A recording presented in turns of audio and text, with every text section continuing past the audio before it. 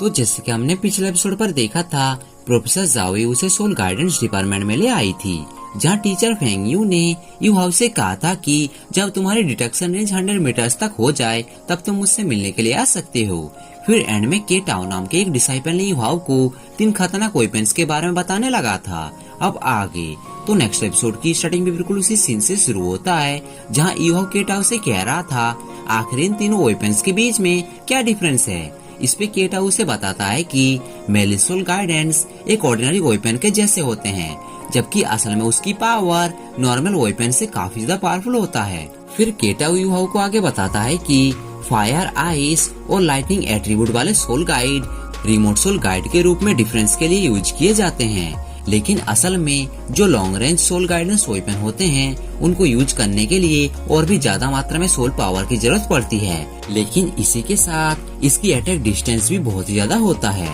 लेकिन fix soul guidance के लिए उतनी ज्यादा पावर नहीं चाहिए होती, और इसके अलावा इनका अटैक भी काफी ज्यादा पावरफुल होता है। अब ये सारी बातें सुनकर यू पूछता है कि तो इसका मतलब ये है कि हम फिक्स सोल गाइडेंस का यूज करके लॉन्ग रेंज वाले सोल गाइडेंस वेपन को बहुत ही आसानी के साथ डिस्ट्रॉय कर सकते हैं। इस पे केटो कहता है कि हर एक चीज किसी न किसी कीमत पे आती है, और क्योंकि फिक्स सोल गाइडेंस वेपन बहुत ज्यादा सॉफ्ट होता है और अपने एट्रीब्यूट को फॉलो करता है, जिसकी वजह से इसका यूज कर रिमोट सोल गाइडेंस वेपन को सप्रेस किया जा सकता है। और इसके अलावा इसके सबसे बड़ी प्रॉब्लम यह है कि इसका यूज करके किसी भी मूविंग टारगेट को हिट करना बहुत ही ज्यादा मुश्किल होता है। अब ये बातें सुनकर तो यू ये समझ जाता है कि बस इसी वजह से प्रोफेसर मेरे सोल डिटेक्शन टेक्निक का यूज करके लोकेशन को डिटेक्ट करने का ट्राई करना चाहती थी, क्योंकि अगर ये लोग सोल गार्ड वेपन से टारगेट को एक्यूरेटली लोकेट करने में कामयाब हो गए तो इस तरह से इनकी अटैक पावर सीधे 10 गुना ज्यादा बढ़ जाएगा। इसके बाद प्रोफेसर जाओई यू हाउ को एकेडमी में वापस चलने के लिए कहती है, जहाँ जाने से पहले यू हाउ केटाओ से कहता है मैं अपने सोल डिटेक्शन टेक्निक को इम्प्रूव करने की अपनी पूरी कोशिश करूंगा। ये बोलकर वो वहाँ से निकल जाते हैं। अब रास्ते में प्रोफेसर जाओई यू हाउ से कहती है कि मिस्टर फेंग यू हमारे एकेडमी में सबसे बेस्ट हैं, और इसीलिए अगर तुम उनके डिसाइपल बन गए तो तब इसके बाद तुम्हारे पास अनगिनत फैसिलिटीज होंगी, लेकिन सबसे पहले तुम्हें मेरे अप्रेसमेंट असाइनमेंट को कंप्लीट करने पर ध्यान देना होगा, नहीं तो मैं तुम्हें फायर कर दूंगी। फिर तभी अचानक हम देखते हैं वहाँ पे टेंगिया यू हाउ से मिलने के लिए आ जाती है। फिर वो उससे कहती है कि मुझे पता है तुम्हारे पास बहुत कम पैसे हैं, इसीलिए आज रात तुम आकर मुझसे यहीं पर ही मिलना, मैं तुम्हें कैसे पैसे कमाते हैं ये सिखाऊंगी। ये बोलकर वो वहाँ से चली जाती है। इसके बाद हम देखते हैं कि इनका क्लास फिर से स्टार्ट होने वाला था, जहाँ पे वांग डोंग यू हाउ से कहता है तुम आखिर मुझसे क्या छुपा रहे हो और तुम्हारी मार्शल सोल क्या है, जबकि तुम तो मेरे मार्शल सोल को देख ही चुके हो, और इसे the goddess of light butterfly के नाम से जाना जाता है। और इस पे यू हाउ से कहता है कि मेरी मार्शल सोल स्पिरिटाइज है, जिसकी वजह से ही तुम उस दिन मुझ पर अटैक नहीं कर पा रहे थे,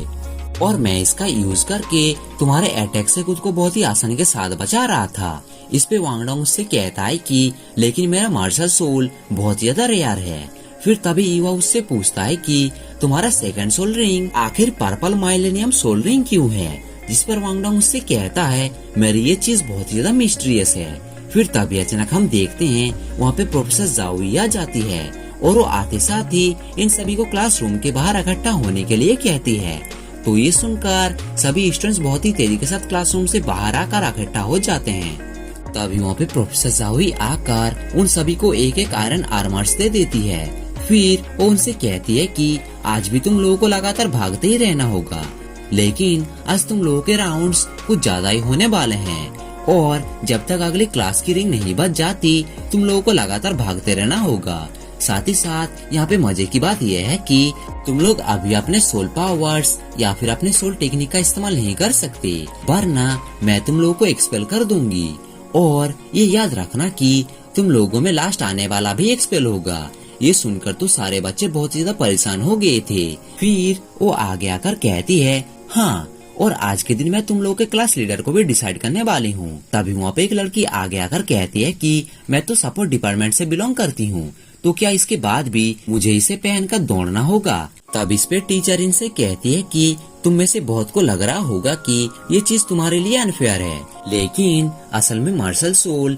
अलग अलग ब्रांचेस में डिवाइडेड होते हैं, इसकी वजह से तुम सभी जरूर ही अलग अलग डायरेक्शन में जाओगे और इसी वजह से तुम्हारी फिजिकल क्वालिटी भी अलग अलग होगी। लेकिन इसी के साथ ही तुम्हें ये बात भी नहीं भूलनी चाहिए, बैटलफील्ड में तुम्हारा दुश्मन तुम्हें मारने के लिए बिल्कुल भी संकोच नहीं करेगा और इसीलिए वो इनको ये समझाती है कि बैटलफील्ड में तुम्हारा दुश्मन तुम्हारे जेंडर को भी नहीं देखेगा और इसीलिए वो इन सभी को तुरंत ही राउंड लगाने के लिए कहती है। इसके बाद हम देखते हैं कि सभी स्टूडेंट्स ग्राउंड का चक्कर लगाना शुरू कर देते हैं, जिनमें से वांग डोंग तो बहुत ही तेजी के साथ भागते हुए अपने राउंड्स को कंप्लीट किए जा रहा था, लेकिन यू हाउ की फिजिकल बॉडी कमजोर होने के कारण वो सबसे पीछे रह जाता है और अब धीरे धीरे उसकी हालत भी काफी खराब होने लगी थी। और वही दूसरी ओर हम देखते हैं कि बहुत सारे स्टूडेंट्स राउंड लगाने की वजह से थक चुके थे और इसीलिए वो बैठकर आराम करने लगते हैं। फिर तभी वो देखते हैं कि यू हाउ तो हम सभी से पीछे था, लेकिन इसके बाद भी वो अभी भी कंटिन्यूसली दौड़ लगा रहा है। दूसरी ओर वांग डोंग ने सबसे ज्यादा राउंड्स को कंप्लीट किए थे, लेकिन तभी वो देखता है कि यू हाउ के पास में तो सबसे कम सोल पावर है, लेकिन इसके बाद भी वो अभी तक दौड़ लगा रहा है। तो ये देखकर तो वांग डोंग भी कहता है कि इसकी विल पावर तो सच में बहुत ज्यादा स्ट्रॉन्ग है। वही दूसरी तरफ यू हाउ तो किसी भी हाल में इस टेस्ट को पास करना चाहता था, क्योंकि अगर वो इसे पास ना कर पाया तो उसे यहाँ से निकाल दिया जाएगा। फिर तभी अचानक हम देखते हैं कि इसकी बॉडी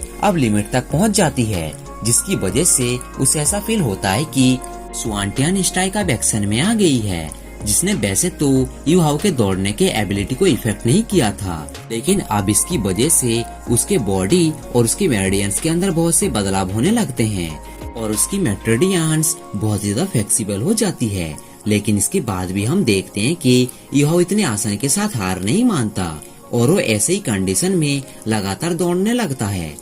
जिसके दौरान हम देखते हैं कि वो दौड़ते दौड़ते थोड़ा सा सर चकराने के कारण नीचे भी गिर जाता है, लेकिन इसके बाद भी वो खड़े होकर दोबारा से राउंड लगाना शुरू कर देता है। तो अब इसके ऐसे जज्बे को देखकर बाकी सभी स्टूडेंट्स भी काफी ज्यादा हैरान हो जाते हैं और इसी के साथ साथ वो इसे देखकर तो काफी ज्यादा मोटिवेट भी हो गए थे। जिसके बाद वांग डोंग सीधे यू हाउ के पास आकर उसे अपने कंधे से उठाते हुए राउंड लगाना शुरू कर देता है। तो ये देखकर तो बाकी डिसाइपल्स भी आराम करना छोड़कर उनके पीछे चक्कर लगाना शुरू कर देते हैं। तो इस तरह से हम देखते हैं कि उसे भागते भागते सीधे प्रोफेसर जाओई के पास आने लगे थे। अभी प्रोफेसर अपने मन में सोचती है कि ये टेस्ट तो इनके विल पावर को चेक करने के लिए ऑर्गेनाइज किया गया था और इन लड़कों के पास में तो सच में बहुत ज्यादा विल पावर मौजूद है, लेकिन इसके बाद भी हम देखते हैं कि प्रोफेसर जाओई यहाँ पे सबसे ज्यादा यू हाउ से इम्प्रेस हो गई थी। फिर वहाँ पे जैसे ही बेल बजता है वो सभी स्टूडेंट्स फिर से आराम करने लगते हैं। तभी टीचर उनके पास अगर कहती है कि मेरा रूल ये था कि जब तक कि ना बेल नहीं बजता तब तक तुम लोग आराम नहीं कर सकते थे, पर तुम सब लोगों ने बीच में रेस्ट लिया। अब इसी वजह से केवल यू हाउ को छोड़कर तुम सभी को यहाँ से जाना होगा, जिसके बारे में सुनकर तो सभी डिसाइपल्स बहुत ज्यादा परेशान हो जाते हैं। तभी प्रोफेसर जाओई इनसे कहती है कि तुम सब यू हाउ को देखकर बहुत ज्यादा मोटिवेट हो गए थे और इसी बात को देखते हुए मैं तुम सभी को इस बार छोड़ देती हूँ। अब ये सुनकर तो सभी डिसाइपल्स बहुत ज्यादा खुश हो जाते हैं, क्योंकि आज इनमें से कोई भी एलिमेंट नहीं होगा। तभी प्रोफेसर फिर से सोचने लगती है कि मैंने आज तक ऐसी विल पावर कभी भी किसी डिसाइपल के पास में नहीं देखा था